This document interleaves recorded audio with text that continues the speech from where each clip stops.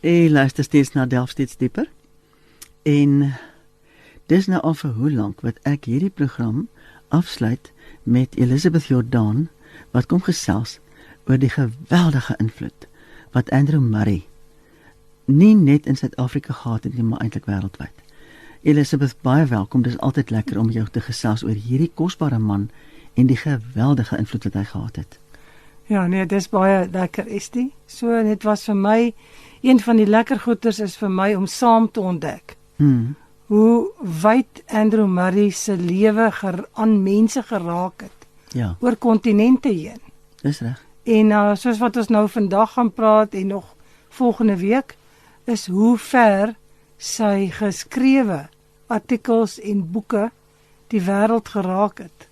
Dit is baie kosbaar om te sien hoe baie mense het onder sy disippelskap gekom en eintlik deur sy boeke met hom 'n pad gestap. Sure. Ja, maar ons is nog besig met sy preek wat hy gegee het by Keswick, waar hy aan die einde, hy het 3 boodskappe gebring. Ons praat net oor die een, wat hy gepraat het oor wat is die verskil tussen vleeslik en geestelik. En dat vleeslik beteken eintlik jy is nog 'n baba. En jy kan jouself nie help nie, jy kan ander mense nie help nie, en jy hou baie mense besig. Soos die dominee of die leraar het niks, hy moet net babietjies se doeke omruil en hulle word nie groot nie. En hulle het 'n titie nodig en hulle het 'n bottel nodig. En dit maak 'n kerk siek. Oh my so die kerk is dan 'n sieklike kerk en kan nie in sy doel vervul wat die Here vir hulle vir 'n kerk gemaak het nie. So en nou Andrew Murray het laas die vraag gevra, wat is vleeslik en wat is geestelik? Nou kom hy by 'n baie groot vraag en dit is dit moontlik om uit die vlees in die gees in te kom en hoe is dit moontlik? Hy het gesê hy wil, die Here het vir hom gesê, praat asof jy met klein kindertjies praat. Want dit is hoe die meeste Christene is. En hulle wil klein kindertjies wat 'n eerlike, ernstige hart het en verlang om geestelik te wees. Sê Andrew Murray, jy kan vandag uit hierdie vleeslike toestand uitkom in die geestelike toestand in.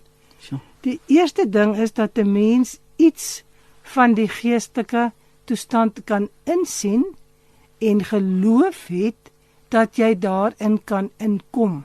Want dit is wat meeste mense nie het nie. Hy sê ons harte is so vol ongeloof.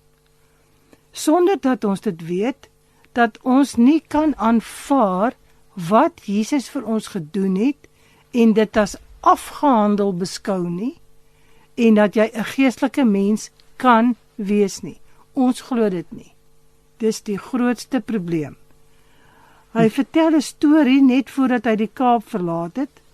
Praat hy met 'n man wat baie ervaring gehad het oor Engeland en hy sê vir hom, die man sê vir hom, wat dink jy, wat weet jy van die Christene in Engeland? Andrew Murray sê, nee, sê jy vir my, wat is dit, wat is hulle toestand? Want jy het onder hulle gewerk. En hy antwoord, daar is niks so vreeslik onder hulle as ongeloof nie. Toe vertel hy vir my 'n storie van 'n jong man wat groot belofte ingehou het en groot gawes gehad het en in Engeland vir Christus gewerk het. Maar die gawes het nie die seën voortgebring wat dit moes nie. So het hulle toe 'n hele dag spandeer om uit te vind, wat is dit wat die jonger ene verhinder om 'n groter seën te wees? En die jongman vertel vir hom dat hy voel net so swak. Hy het die aand 'n vergadering, maar hy voel net so swak, hy kan dit eintlik nie doen nie, en hy was nie oortuig dat God 'n seën gaan gee nie. Wow. So sê die ouer man vir hom, ek sal jou vergadering neem. Jy gaan huis toe en kom môreoggend 9:00 terug. Toe het hy teruggekom en begin om saam met die man te bid, om te sê, jy het die gawes van God, glo jy dat jy dit van hom ontvang het? Glo jy dat hy wil mense seën? Waarom glo jy dit nie? En is jy gewillig dat God jou 'n geestelike mens kan maak? Kom ons kyk, wat is die visie van 'n geestelike lewe? Die woord praat oor 2 kragte wat lewe gee. Die vlees kan jou 'n lewe gee en die gees kan jou 'n lewe gee. In die vlees lewe ons onder die mag van sonde. In die gees lewe ons onder die mag van God se vrymaking van sonde. Die God se lewe wat kom om die plek van ons lewe in te neem. Ons moet onthou daai stukkie wat Paulus gesê het in Galasiërs. Ek lewe nie meer nie, maar Christus lewe in my. So baie Christene lewe nog hulle eie lewe. Hulle verstaan nie dat Christus in hulle 'n lewe moet kom lewe nie. So praat ek baie met mense aan sterf aan self. Is dit nou so moeilik om dit te verstaan? Vra die persoon vir hom. Hy sê, wat is daar om te verstaan? Jy moet dit nie met jou kop verstaan nie. Die sterf is in Christus. Hy het vir jou gesterf en hy sal vir jou laat sterf as jy jouself onvoorwaardelik aan hom oorgee. Maar ons kom met voorwaardes. Die Bybel sê, ons moet ons hele lewe weggee. Al ons eie gedagtes aan die sterkte of die mag wat ek self het. Dit moet niks word nie. Ons moet dan die lewe van Christus en van die Gees ontvang om alles vir ons te doen. As ons kan glo dat dit moontlik is, dan sal dit vir ons moontlik word. Dan sê mense, maar dit is te hoog en te heilig en te heerlik. Ek dink nie ek kan daarby kom nie. Die antwoord is nee, jy kan nie. God moet dit vir jou gee, maar jy moet jouself vir hom gee. As jy opryk na die hemel om dit te vat, is dit 'n groot gevaar, want jy kan dit nie doen nie. Jy kan dit nie in jou eie mag doen nie. Jy moet glo dat God dit vir jou wil gee op 'n bonatuurlike manier, volgens sy ewige liefde uit die hemel deur die krag van die Heilige Gees. En Andrew Murray verduidelik op 'n plek dat wat ons wil hê, ons wil die krag van die Heilige Gees hê om te doen wat ons wil doen. Om vir my 'n beter mens te maak, om vir my hierdie goed te laat maak. Ons wil nie ons vir hom gee om te doen wat hy wil doen nie. Is asof ons bang is. Ons gaan onsself verloor en dit is juist wat jy moet doen. Jy moet jouself verloor. Ja. So dit is die groot punt. So dit is eintlik die eerste stap om net te sien wat is die geestelike lewe. God kan vir jou meer doen as wat jy wil vra of dink. En dit is moontlik vir 'n mens om elke dag te lewe asof jy deur die Heilige Gees gelei word. Dit is wat wedergeboorte is om in die Gees te wandel. So dit is die lewe, dit is waarvoor Christus ons vrygekoop het. Dis hoekom hy hemel toe is en die Gees gestuur het, want hy kan nie in ons woon soos die Gees in ons kan woon en ons verander nie. So as jy nou kan begin glo dat die krag van die bloed van Jesus jou reinig en dat die krag van die verheerlikte Christus sy Gees vir jou gee om in jou te wees, dan het jy die eerste stap van 'n geestelike mens gegee. En al voel jy nog niks anders nie, hou vas aan Jesus. Hou vas aan sy belofte. Hy sal jou met die Gees vervul, want hy beveel jou, word met die Gees vervul. So, ons kan in een oomblik sê, God, help my. ek wil 'n geestelike mens wees. Jy praat van die voel, Elisabeth. Ekskuus, ek wil net hier inkom en sê, hoeveel keer beleef ek self dat ek my uit my geloof uit voel? Huh? Ja. Mens laat emosies en dinge toe om so die oorhand te neem dat geloof verdwyn. Ja. En ek wonder vir hoeveel mense is dit die waarheid. En ons bly nie by die plek wat ons 'n klein mosterdsaadjie van geloof het. Okay. Ja. Nou gaan ek dit doen. Ja. En dan die volgende oomblik, dan wonder ek, maar gaan dit nou moontlik wees? So, ons is nie by die plek dat ons oortuig is van dit wat Jesus sê is die waarheid Dis reg. en die werklikheid nie. Ja, ja. So ons bly in hierdie ding van ongeloof. En ek dink een van die eerste goed wat hy nou ook gaan sê, is dat ons moet dit kan bely. Die tweede groot stap. Die eerste een is, kry 'n visie van wat is dit om in die gees te lewe. Die tweede ene is dat 'n mens oortuig moet word van sy vleeslikheid. Dis 'n sonde oortuiging. Dit is baie moeilik en baie gewigtig in 'n mens se lewe. Met ander woorde, die mens moet van sy eie vleeslikheid oortuig wees. Ja. Ja. Jy moet oortuig wees dat jy 'n onbekeerde mens is en dat daar 'n sonde is wat jy doen. Selfs as jy 'n gelowige is, dat jy jouself nie heeltemal vir Christus gegee het nie. Toe jy onbekeerd was, toe moes jy oortuig word dat jy sonde moet bely, en baie mense bely dit, maar dis nie asof hulle oortuig is dat die sonde vergewe is nie. Dan lewe hulle steeds voort. Maar dan kom en sê, waarvan is jy oortuig die eerste keer? Van die grofheid, die afskuwelikheid van jou sonde, van die straf van die sonde, die skuld wat jy gevoel het, skuldgevoelens. Maar jou oortuiging is nie van hierdie innerlike sonde, wat hier diep in jou hart lê nie. Dis alles van die uiterlike van jou lewe. Want jy het nog nie die oortuiging van hierdie innerlike sondigheid, voordat die Heilige Gees nie in jou kom woon nie. Dan begin dit. So dit gebeur nie altyd met bekering nie.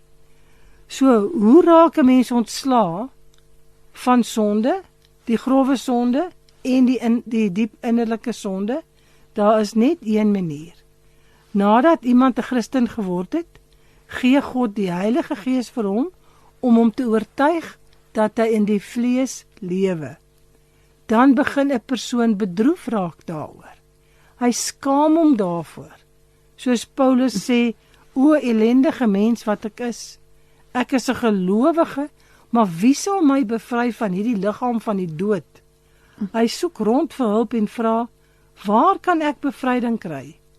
Hy soek dit in baie maniere, en hy sukkel, en hy vra, maar hy moet tot by 'n punt gebring word, waar hy homself by die voete van Jesus gooi, en nie by ander mense gaan hulp vra nie. Dis die punt. Ja. As jy 'n geestelike mens wil word, moet jy met die Heilige Gees vervul word, en dit kom van God alleen. Hy alleen kan dit doen. Maar wat mense kan doen, die prediking van mense, moet jou by 'n punt bring van uiterste gebrokenheid voor God. Dis die punt waarby jy moet inkom. Andrew Murray sê, iemand het al vir my gesê, daardie oproep om te sterf is verskriklik. Dan sê hy, ja, dit is verskriklik as jy dit in jou eie krag moet doen. Dis die hele punt. Ja. As jy net kan verstaan dat God Jesus gegee het om vir jou te help om te sterf, omdat hy klaar gesterf het. Jesus het alles gedoen. God wil jou in Jesus inplant, sodat jy bevry mag word van die vervloekte mag van die vlees. Dit begin as jy by 'n plek van absolute gebrokenheid en uiterste wanhoop kom, en dat jy kan leer, ek moet op God alleen vertrou. om my hier uit te haal. Wow, Elizabeth, kom ons dink 'n bietjie daaroor terwyl ons luister na die kosbare musiek van Michael W. Smith. Hy sing 'n nuwe Halleluja. En ek dink almal van ons begeer om op die plek te kom waarin ons in opregtheid voor die almagtige Skepper God 'n nuwe Halleluja kan sing, maar eers moet elkeen van ons in volle erkenning ontslaa raak van ons ou ek, né? Ja. Michael W. Smith, 'n nuwe Halleluja. Jy luister steeds na Delf steeds dieper.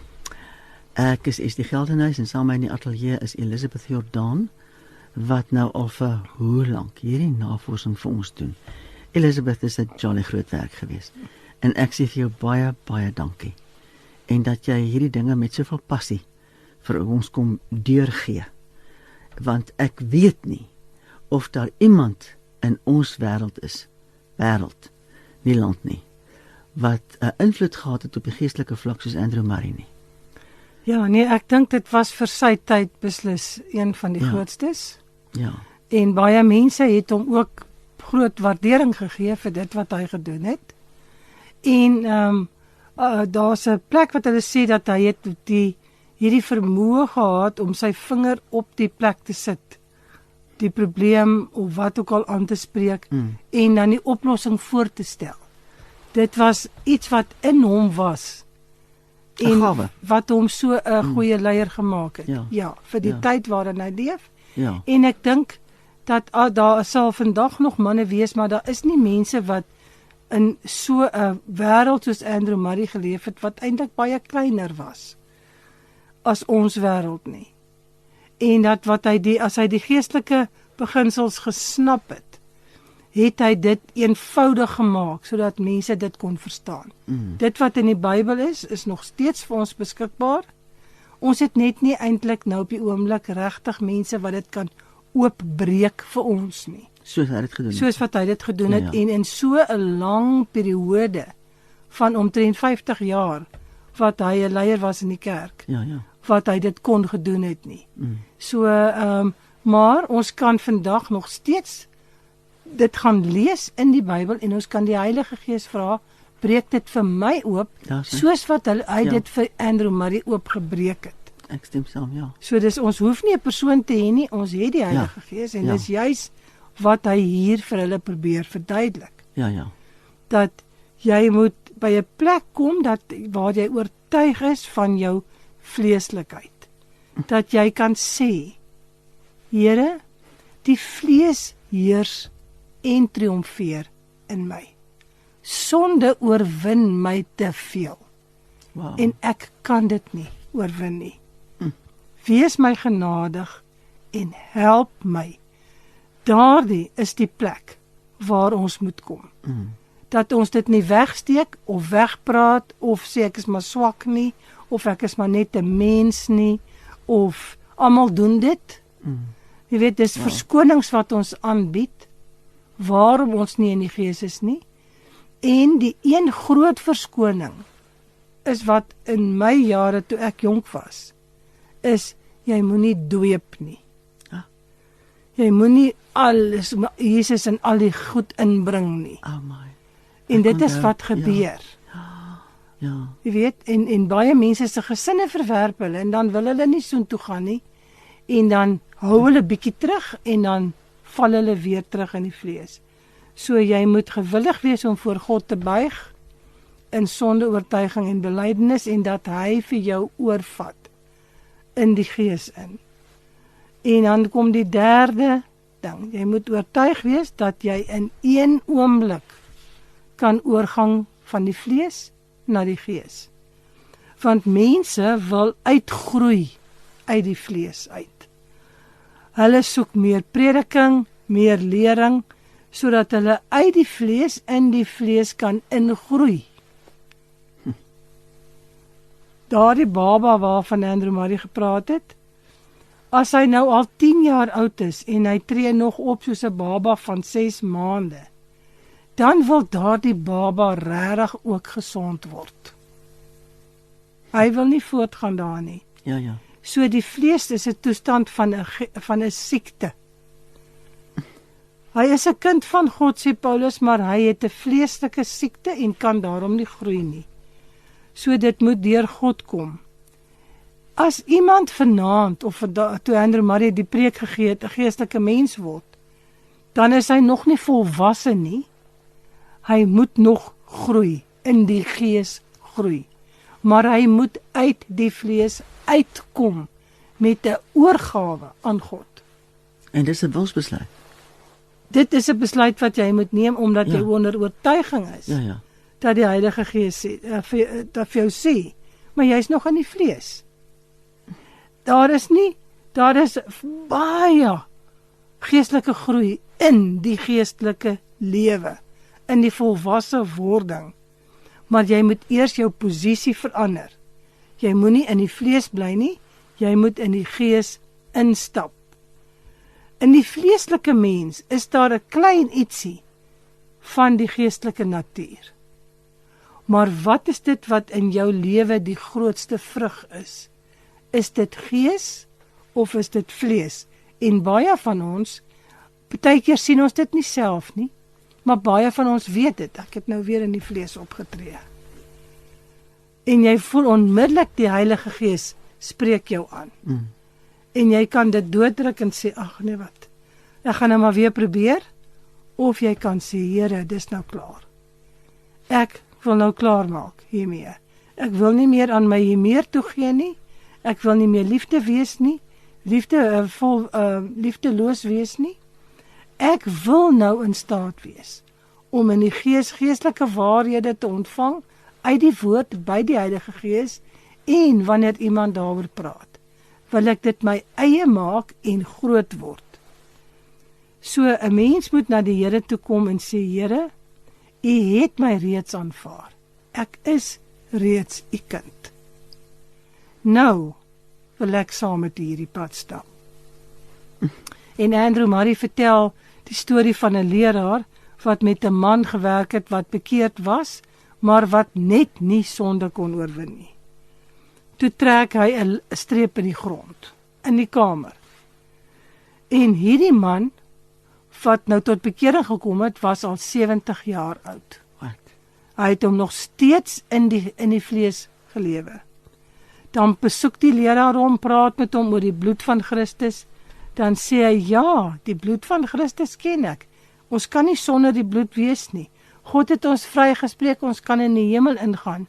Maar as die leraar met hom praat van in jou eie lewe, dan sê hy, ja, maar ek wag nog daarvoor, dat dit moet kom. So sê die leraar vir hom eendag, kom ons trek hierdie streep. Aan die een kant skryf ek die hel, en aan die ander kant skryf ek die hemel. So jy kan doodgaan in die hel, of jy kan lewe in die hemel. Nou sê die man vir hom, waar staan jy? En hy loop uit die kamer uit, en hy los die ou alleen. Die volgende dag kom hy terug en sê, nou waar's jy? Die man sê, jy kon die hele aand glad nie uit daai hel goed uitkom nie. Ek kon nie in die hemel ingaan nie. Ek kon nie my voet oor daai lyn sit nie. Ek lewe in die vlees. En toe sê hy, nou maar vandag stap ek, en ek bring jou by die lyn, en ek sê, stap net oor.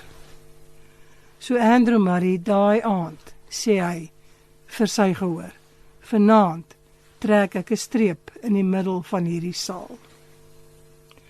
Almal van julle, wat glo en bely, dat jy in die Heilige Gees wandel, gaan staan aan hierdie kant van die streep.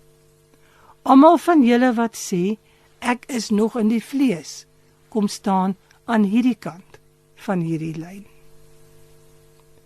Dan wil ek nou vanaand vir jou sê, jy moet met een stap oorgaan van die vlees na die gees, en jy moet weet die komplikasies is, jy gaan jou vlees verloor.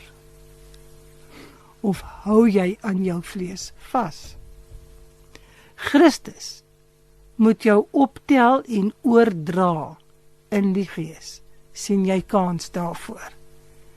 En dit is ook vandag waar ons staan. Ons moet ook in daardie plek van die vlees na die gees oorgaan. Jy moet kan sien wat is die geestelike lewe. Jy moet oortuig word van jou vlees en dan vat jy een stap om oor te stap na die ander. En jy moet weet, dit is die beslissende stap. As jy oorgestap het, moet jy weet dat Christus in staat is om jou in daai geestelike lewe te onderhou. Jy moenie onmiddellik dink, gaan ek dit regkry nie? Gaan ek in die gees kan lewe nie? Dit het nie met jou te doen nie. Jy moet ophou om te dink, ek moet dit regkry. Dit is Christus wat jou gaan help om dit reg te kry. Jy moet jou oog op Christus hou. Dis die hele doel van ons wandel met Christus. Hy moet ons alles word. Ek moet vir elke dingetjie na hom toe gaan, vir hom vra en verwag dat hy vir my gaan dra in hierdie nuwe pad.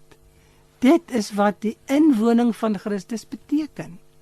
En dit is wat die verlossingskrag van Christus vir ons kan doen. Dan is daar nou weer mense wat sê, nee, maar ons kan nie, want ons is te swak. Ek wil vir jou sê, jy is te swak. Dis hoekom jy die Gees nodig het. Dis hoekom jy Christus nodig het. Moenie dink dat jy dit self moet regkry nie. Dit is die antwoord. En die verskil is die keuse. Ja. En dan sê Andrew Murray, moet ook nie 'n ekstatiese belewenis verwag nie. Dit gaan oor geloof. So. Ongeloof verwag, daar gaan nou iets wonderliks met my gebeur. Ek gaan nou hierdie vrede hê van Christus. Dit kom na 'n ruk, wanneer jy leer dat Christus vir jou help om in die gees te wandel. Maar hierdie is 'n besluit wat jy moet neem. En God die Vader sê, ek staan gereed om jou te help in hierdie besluit. So kom dan nou vandag en vertrou die bloed van Christus vir reiniging. Bely jou vleeslikheid en sonde. Gooi dit in die fontein van sy bloed en glo dat Jesus met jou sal wees. Wil jy nie asseblief 'n gebed doen nou?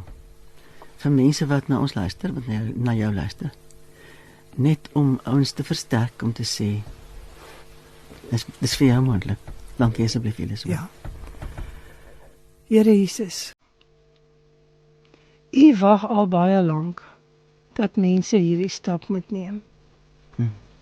En vandag bid ek, Here, dat daar 'n oortuiging sal kom in die harte van mense, gelowiges in ons land, dat ons in die vlees lewe, dat ons die vyand toestemming gee om oor ons te heers, dat sonde oor ons heers, Here. Ons kom vandag om te sê, ons wil klaarmaak. Ons kom na U toe, Here, en te sê, ons is vleeslik. Ons bely dit, en ons wil van U af die vergifnis ontvang deur U bloed. Ek bid, Here, dat U bloed nou baie mense sal skoon was. As hulle self na U toe kom, om te sê, Here, van vandag af wil ek in die gees wandel.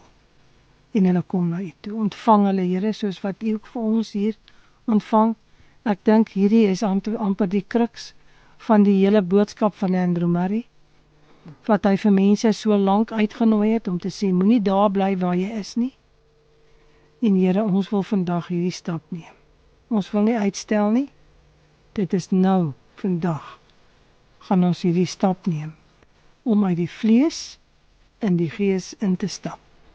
En ons oog gefestig op Jesus, dat U vir ons 'n nuwe lewe gaan gee, in die gees.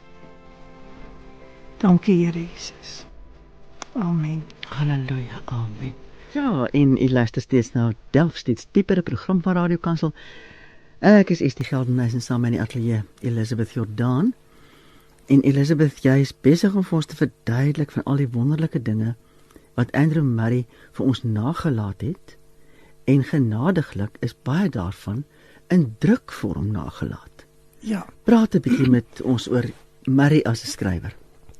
Ja, ek wil net eers sê hierdie wat ons nou gedoen het oor sy praatjie by Keswick Ja, is in 'n boek saamgevat. o ja, Die skrywer is Ulia Nel en die boek se naam is Andrew Murray at Keswick. 3 unrevised talks given in 1895. wat? En in dit is die eerste wat ons nou net die eerste preek wat gaan oor geestelik en vleeslik. Die tweede preek gaan oor die pad na die hoër lewe.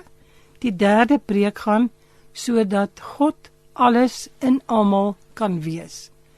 Die boek is beskikbaar as 'n e-boek op Amazon, kan jy hom aflaai. Maar jy kan hom ook in gedrukte vorm natuurlik nou van ander nie in Suid-Afrika kry nie. So dan is dit baie duur om dit te kry, maar jy kan hom gerus bestel op as 'n e-boek. Die boek se naam Andrew Murray at Keswick. So jy kan hom gerus lees. At Keswick. Ja. Okay. Net toe. En En dan ekskuus tog, dis nou nie 'n boek wat Andrew Murray self geskryf het nie, Nee. dit is oor hom geskryf. nee, maar dis sy preke Ja. wat in die boek vervat is. Okay. En ook sy getuienis wat ons 'n rukkie terug gepraat het wat hy oor homself gepraat het is ook in Okay. hierdie boekie. Dis 'n klein boekie, hy het net 4 hoofstukke. Net toe. So ja, dit is baie goed om dit te lees en dit is in al sy boeke ingewerk. Dit wat hy gesê het in daai preek is in sy boeke ingewerk. Okay. Sure. So as ons wil praat oor Andrew Murray as 'n skrywer. Andrew Murray is baie beïnvloed deur bywoning van plekke waar daar herlewing was in Europa Wat hy bygewoon het. wat hy bygewoon het. Ja. Mense wat hy ontmoet het langs die pad, byvoorbeeld D.L. Moody van die groot evangeliepredikers in Europa en in Amerika. En hy het ook ander mense ontmoet en hy het ander mense se boeke begin lees. Mense uit Duitsland, uit Holland, selfs uit ander lande, het hy gelees oor hierdie dieper geestelike lewe. En natuurlik het hy self Keswick bygewoon. In daai Keswick wat hy gepraat het, wat hy hierdie praatjies gegee het, was Spurgeon, een van die manne wat dit ook bygewoon het. So hy het hom geken. My orde. So hy het invloed gehad van baie mense rondom hom. En wanneer hy 'n boek gelees het wat vir hom 'n geweldige nuwe geestelike waarheid oopgemaak het, dan het hy dit in Nederlands geskryf om in Suid-Afrika te publiseer en dan het hy baie van die boeke self vertaal om dit ook oorsee in Engels te publiseer.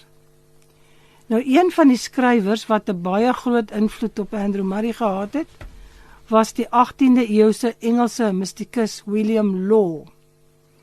En William Law se werke het al in 1762 in Londen verskyn.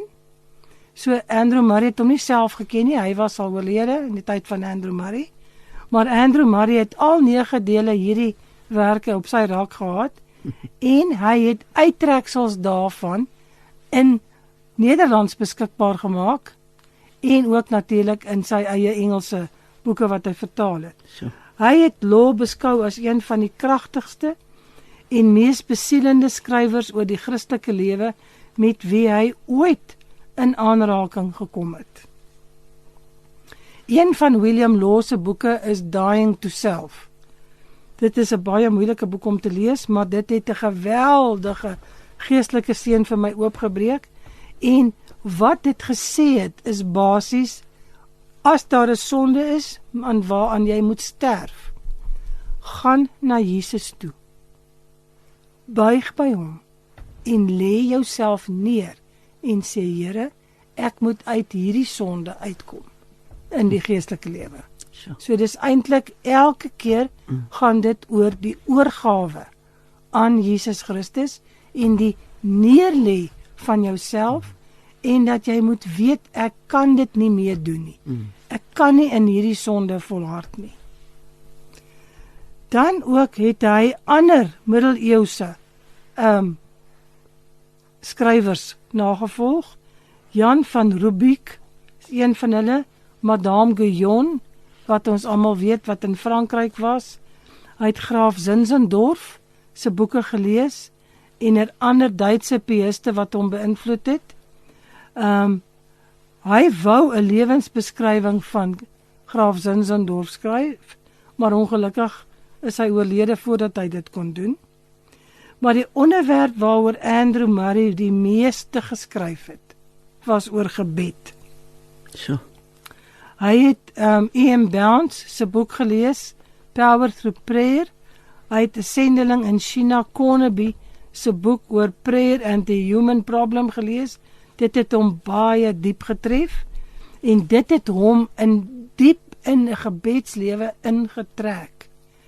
En saam met dit het hy natuurlik baie oorsending begin skryf. Toe hy besef wat die Here vra. En Andrew Murray skryf dit toe aan sy geestelike wandel met die Here, sy tyd gespandeer in gebed en die uitvloei daarvan is na sending en evangelisasie. Dis presies dit wat in die Bybel beskryf word. Die Here doen nie ander dinge met mense nie. Hy gebruik 'n wandel met hom, tyd in gebed en in die tyd van gebed praat die Here en dan moet daar 'n uitvloei wees. En so het Andrew Murray dan ook begin skryf. En hy het 'n boekie uitgegee. Ons het al daaroor gepraat oor the Kingdom of God in South Africa wat hy net 'n oorsig gegee het van wat gaan in die gees in Suid-Afrika aan. Professor Gardner skryf oor Andrew Murray se grootste werk. Hy sê om onder al die geskrifte wat hy geskryf het, iets te verskyn uit te kies soos 'n magnum opus is 'n baie moeilike opdrag, omdat Andrew Murray se werke so diep geestelik was en so 'n effek op mense gehad het.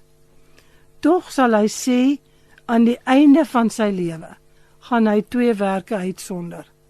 En dit is The Key to the Missionary Problem and The State of the Church. Albei hierdie boeke verskyn in Andrew Murray se versamelde werke in Afrikaans. Die sleutel tot die sending probleem en dan die toestand van die kerk. Albei hierdie werke was sy reaksie op wêreldsendingkonferensies. Die een was die ekumeniese sendingkonferensie in New York in 1900 en die ander een was die wêreldsendingkonferensie in Edinburgh in 1910. En professor Gardner sê albei bewys dat hy meer as enige ander skrywer die gawe gehad het om sy vinger te lê op die eintlike punt of die oorsaak van die probleem en om die aandag van die hele wêreld daarop te vestig. Dat die sending is nie net die hoofdoel van die kerk nie, maar elke gelowige moet daaraan deelneem. En hy het gesê, hy moet hierdie wekroep 7 maal op 'n trompet blaas, totdat die wêreld dit hoor. Wow. 7 maal op 'n trompet blaas.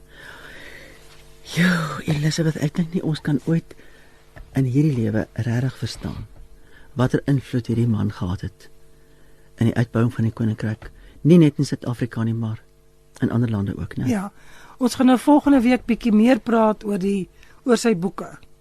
Okay. En die reaksie van mense toe hulle sy boeke lees, waar die getuienisse ingestroom het van hoe dat mense se lewens verander is in verskillende dele van die wêreld.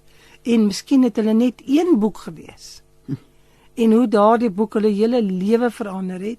En daarom wil ek sê vir mense, koop sy boeke. Lees Dit sy is nog boeke. beskikbaar? Ja. In Afrikaans en Engels?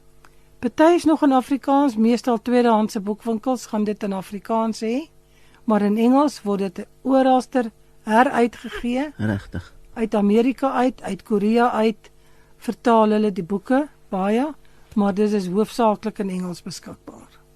Wel, ek is bevoorreg om sy volledige stel te kon erf.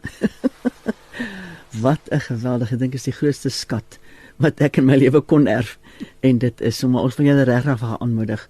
Gaan soek vir Andrew Murray se boeke en lees dit en weet jy, as jy nou vir iemand 'n geskenk wil gee, wat 'n beter geskenk as 'n boek van Andrew Murray.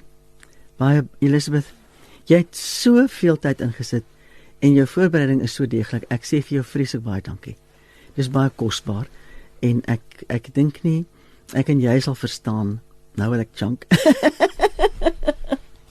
Hier sit ons twee op se spelle en ons praat oor Andrew Murray want ons het al twee 'n passie daarvoor en ek vertrou ons Vader dat dit vir baie mense 'n nuwe lewe ook in die gees oopbreek. Baie dankie vir al jou harde werk en jou bereidwilligheid om net elke Vrydag weer te kom sit.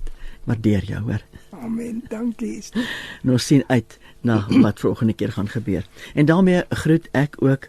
Dis tyd om te groet. Mag jy geseënd wees, mag jy vrede ervaar en ek groet jou graag met Annelie van Rooyen wat 'n kosbare lied vir ons sing. Neem ons bede aan en dit is ons begeerte ook. Mag ons Vader werklik ook ons bede aanneem. Tot 'n volgende keer. Mooi loop.